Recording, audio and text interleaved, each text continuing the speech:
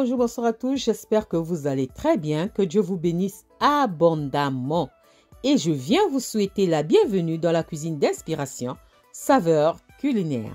Merci à tous, à mes abonnés nouveaux comme anciens.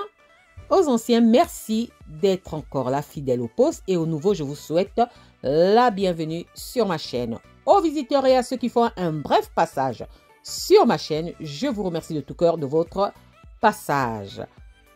À tous, soyez bénis. Merci à vous. Aujourd'hui, je vous présente ma recette du jour. Au menu, nous aurons la gelée de la fleur d'hibiscus. Donc, gelée de la fleur d'hibiscus, simple à réaliser, vraiment simple à faire. Nous allons commencer la réalisation de cette recette maintenant. C'est parti pour la réalisation. C'est parti, c'est parti. Pour ça, j'aurai besoin de 200 g de fleurs d'hibiscus, donc fleurs de bissap. J'aurai besoin de 300 g de sucre semoule. Donc, la gelée, c'est comme la confiture seulement. Et ça a besoin de beaucoup de sucre. Mais moi, je vais faire moins de sucre. Et je vais utiliser un sucre spécial pour confiture et gelée, un sucre gélifiant. Vous pouvez trouver ça dans les supermarchés. Ailleurs, on appelle ça vite pris ou pectine. Si vous n'avez pas ce sucre, vous utilisez les feuilles de gélatine, mais vous serez obligé d'augmenter aussi le taux du sucre normal. Donc, moi, au total, ça me fera 200 g de sucre gélifié, 300 g de sucre semoule, 200 g de fleurs d'hibiscus, 1 litre d'eau pour faire mon jus d'hibiscus et beaucoup d'eau pour nettoyer mes fleurs d'hibiscus. Donc là, je vais commencer à nettoyer mes fleurs d'hibiscus. C'est vraiment sableux. Hein? Elle est sableuse. Ces fleurs sont vraiment sableuses. Il y a beaucoup de sable à l'intérieur. Donc, il faudra vraiment bien nettoyer ces fleurs d'hibiscus. Ne prenez pas seulement une passoire, posez vos fleurs d'hibiscus sur la passoire et sous l'eau. Non. Le mieux, ça sera, si vous voulez faire ça, la veille, mettez vos fleurs d'hibiscus dans l'eau et toute la nuit, le sable va descendre et le lendemain, vous rincez. Hein? Le lendemain, vous rincez. Vous faites comme moi, hein? En mode fatidique de nettoyer parce que vraiment, il y a plein de sable. Comme j'ai fait ça le même jour, donc plein de sable à l'intérieur. Il faut aller nettoyer, renettoyer. Voilà. Et moi, j'ai utilisé la fleur d'hibiscus séchée. Mais je vous conseille, si vous avez la possibilité d'avoir la fleur d'hibiscus fraîche, utilisez la fleur d'hibiscus fraîche. C'est meilleur, vraiment meilleur, parce que vous pouvez garder les morceaux de la fleur d'hibiscus dans votre confiture ou votre gelée et c'est très bon. C'est vraiment très bon. Donc, moi, j'ai fait avec les moyens du bord, hein, le sécher, mais on ne peut pas garder, c'est tellement fibreuse que on ne peut pas garder le sécher dans la confiture. Donc, avec la fleur d'hibiscus fraîche, vous n'avez pas besoin de jeter. Pas besoin, vous écrasez très bien. Vous faites ça avec les morceaux, c'est très bon. Donc, si vous avez la fleur d'hibiscus fraîche, allez-y, c'est meilleur. Allez-y. Vous pouvez faire la confiture comme vous pouvez faire la gelée avec les deux. Les deux, vous récupérez le jus pour faire la gelée. Et les morceaux de fleurs d'hibiscus, vous faites de la confiture. Hein? Donc, allez-y. Je répète, pour faire ça, il faut beaucoup de sucre. Moi, pour casser le taux de sucre, j'ai utilisé un sucre gélifiant. Si vous n'avez pas le sucre gélifiant, utilisez des feuilles de gélatine ou un gélifiant de votre choix. Si vous n'avez pas de gélifiant de votre choix, vous serez obligé d'augmenter le sucre. C'est normalement le grammage de votre produit. Par exemple, la fraise ici, c'est 1 kg. Vous devez mettre aussi à peu près 1 kg de sucre. Et c'est beaucoup. C'est trop pour moi. Moi, comme ça, je ne peux pas. Donc, voilà. Là, je continue à nettoyer J'ai fini, regardez, malgré j'ai nettoyé. Là, je vais continuer à nettoyer ça hors la caméra parce que c'était trop. Il y a encore le sable, donc je vais faire ça hors de la caméra. Après ça, je vous reviens. Après avoir bien nettoyé mes fleurs d'hibiscus, la partie fatidique, je prends ça, je mets ça dans une casserole. Vous pouvez prendre une grande marmite selon la quantité de la fleur d'hibiscus. Donc, je vais utiliser 1 litre d'eau. Pour 200 grammes, j'utilise 1 litre d'eau pour réaliser mon jus. Parce que je vais avoir vraiment, si je mets beaucoup d'eau, c'est vrai, ça sera beaucoup, mais j'aurai peut-être perdu l'acidité de mon produit. Je veux garder cette acidité-là. Donc, je remplis d'eau, 1 litre d'eau. Je couvre totalement mes fleurs d'hibiscus, mes fleurs de bissap d'eau. Voilà, et je vais mettre ça au feu. Je mets ça au feu et je vais compter les minutes à partir de la première ébullition. Pas maintenant. Donc, à partir de la première ébullition, je vais laisser 5 minutes. À partir de la première ébullition, je laisse 5 minutes au feu. Après 5 minutes, je vais retirer ma marmite au feu. Donc, dès la première ébullition, je compte 5 minutes. 5 minutes après, je retire ma marmite du feu. Voilà. On fait bouillir sur feu vif ou feu moyen, ça n'a pas d'importance. Je retire du feu et maintenant là, je vais filtrer mon jus. Je vais filtrer mon jus. J'utilise un sac spécial pour filtre. Si vous n'en avez pas, prenez une passoire couverte de tissu torchon bien propre et filtrez. Ça fera que s'il y a encore le sable au fond de la casserole dans votre jus, ça va rester sur le tissu. Donc, couvrez votre passoire avec un torchon ou un tissu propre. Voilà. Moi, j'utilise une louche parce que l'autre côté de ma main, j'ai tenu le sac.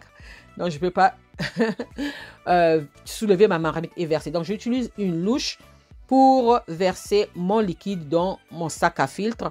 Après l'avoir fait, je viens bien appuyer, bien essorer mon sac pour récupérer un maximum de jus. C'est vrai, c'est chaud, c'est brûlant, mais on n'a pas le choix. Je fais de mon mieux. Voilà, après avoir récupéré mon jus, bien filtré mon jus, je vais verser mon jus dans ma casserole. Voilà, je verse mon jus tout doucement, ça brûle, c'est chaud, faites très attention. Je verse mon jus obtenu dans ma casserole. Ensuite, après avoir versé mon jus, je vais venir ajouter premièrement mon sucre gélifiant. Je vais mettre en entendant 2 cuillères à soupe, 2 à 3 cuillères à soupe. Donc, je vais mettre en entendant le sucre gélifiant. Ensuite, je viens ajouter le sucre normal. Je vais ajouter le sucre normal. Sucre normal, j'ai bien dit 300 grammes. Et sucre gélifiant, 200 grammes. 200 grammes pour sucre gélifiant. Si vous n'avez pas le sucre gélifiant, vous devez augmenter le grammage de votre sucre. Vous devez augmenter le grammage de votre sucre pour avoir, disons, mais c'est mieux de faire avec un gélifiant. C'est mieux de faire avec un gélifiant pour que ça prenne vite pour ceux qui n'aiment pas le sucre. Pour ceux qui aiment le sucre, bon, vous êtes obligé d'augmenter le sucre.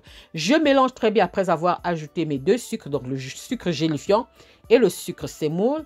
Je mélange très bien après avoir mélangé, bien mélangé pour faire dissoudre les cristals de sucre. Je vais remettre ça au feu. Je fais, c'est à ma façon, comme je vous montre comment est-ce que moi je réalise. Ne venez pas me dire, c'est pas comme ça qu'on fait ça, c'est pas comme ça qu'on réalise.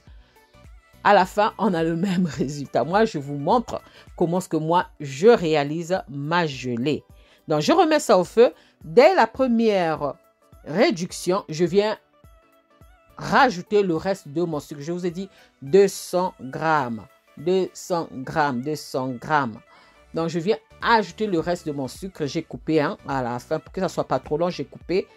Pour l'essentiel, je vous ai montré que dès la première réduction, je vais laisser réduire une fois. Dès la première réduction, je viens ajouter le sucre. Mon sucre gélifiant. 200 grammes. Donc, j'ai coupé pour vous montrer seulement dès que ça réduit. J'ai ajouté mon sucre gélifiant. Mais n'oubliez pas, c'est 200 grammes de sucre gélifiant pour 300 grammes de sucre normal selon mon goût, selon mon palais, parce que je n'aime pas trop le sucre. Et je vais mélanger. Je vais encore laisser réduire. Moi, j'aime quand c'est un peu sirupeux. Quand ça commence à s'épaissir. Quand c'est un peu sirupeux, je vais retirer du feu. Donc, je vais encore réduire une deuxième fois. Et là, voilà, ça réduit. Ça réduit. Et je vais faire le test pour voir si c'est bon. Je vais retourner ma cuillère pour faire un trait avec mes doigts pour voir que si la consistance me plaît. Donc, on va voir. Ça ne coule pas. On va tester encore une deuxième fois. On va voir si ça ne coule pas. Voilà. Une deuxième fois. On fait le test. Voilà. Ça ne coule pas. C'est bon. Je vais retirer ma casserole du feu. Et automatiquement, je verse ma boisson chaude dans des pots en verre que j'ai nettoyés et stérilisés. Donc, pour 1 litre, vous allez dire que c'est du gaspillage. Mais sinon, si vous voulez que ça soit... Vous gardez peut-être 800 millilitres de votre liquide.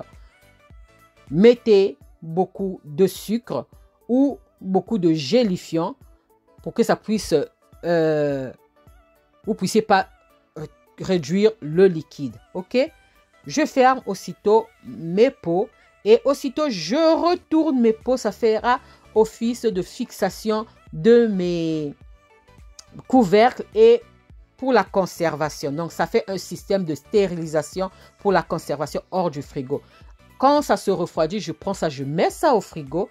Mais là, je vous montre comme je suis en train de filmer. Ça m'a fait peut-être 3 heures après. Voilà ce que ça donne. Mais il faut laisser ça, il faut laisser le temps. Le temps vraiment, il faut commencer à utiliser ça 2 jours après. Parce que 2 jours après, ça sera déjà bien pris. Donc là, c'est 2 à 3 heures au frigo. Je vous montre déjà, on remarque que c'est différent par rapport à tout à l'heure quand j'ai versé ça dans les pots. Donc, moi, je réduis toujours mon liquide quand je fais ma gelée. Il y a d'autres qui mettent plus de gélatine, des feuilles de gélatine ou de pectine ou comment est-ce qu'on dit ça, vite pris ou sucre gélifiant, qui mettent plus pour ne pas perdre beaucoup de liquide. Mais comme moi, je ne voulais pas que ça soit trop sucré, j'ai laissé réduire. Là, je vous montre ce que ça donne sur du pain. J'étale ça sur du pain. Regardez, c'est tellement bon. Vraiment, ça, c'était ma recette du jour. Je voulais vous montrer comment est-ce que je réalise ma gelée de fleurs d'hibiscus à ma façon. J'espère que je me suis bien expliquée.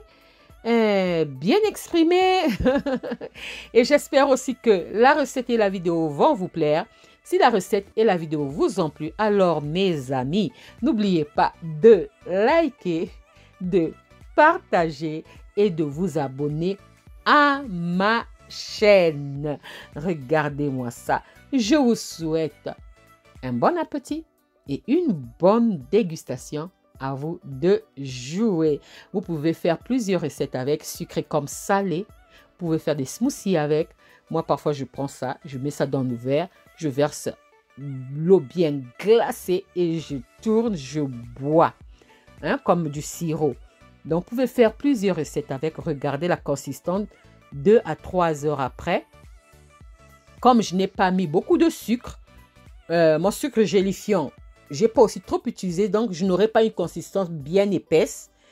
Mais ça me convient. Cette consistance me convient. Donc voilà. Qu'est-ce que je peux vous dire encore? À vous de jouer. J'espère vous retrouver à la prochaine recette, si Dieu le veut. Alors je vous dis à la prochaine recette. Ciao, ciao. Merci à vous. Ciao. Merci à tous. Merci aux confrères consoeurs youtubeurs, à mes abonnés nouveaux comme anciens, à ma famille, à mon mari, à ceux qui me soutiennent de près ou de loin, à ceux qui partagent mes vidéos. Merci de tout cœur. Soyez bénis. Merci beaucoup. C'est vous qui faites que je puisse avoir une bonne image de l'audience. Merci à vous qui partagez parce que c'est une façon pour vous de me soutenir, de m'encourager. Merci beaucoup. Voilà, là, j'ai fait une verrine avec du yaourt. À la prochaine vidéo. Bye. Bye. Bye bye.